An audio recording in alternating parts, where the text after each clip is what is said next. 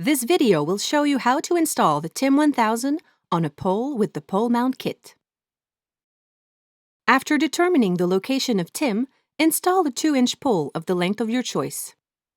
For pole installation, please refer to the manufacturer's recommendation. Be sure to drill two 6.5 mm holes 180 degrees from each other at 20 mm from the bottom end of the pole. Remove the protective plastic from the TIM pole mount adapter. Install the pole mount adapter over the pole, lining up the 6.5 mm holes, and secure with the supplied bolt, washer, and nut. Hand tighten with the 10 mm socket, no power tools required. Run 2 network cables in the ceiling and down through the pole. If daisy chaining to another TIM-1000, run a third Cat5 cable down the pole.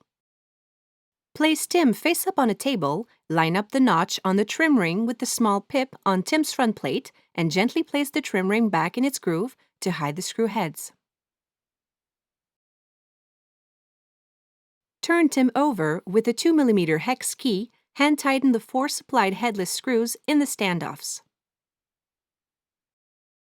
Connect the PoE-enabled Cat5 cable to the Dante port and the control Cat5 cable to control port 1 of TIM-1000.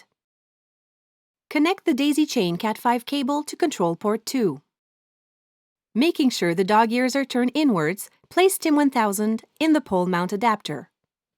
Line up the headless screws with the 4 holes in the pole mount adapter and hand tighten the 4 nuts with the 7 mm socket.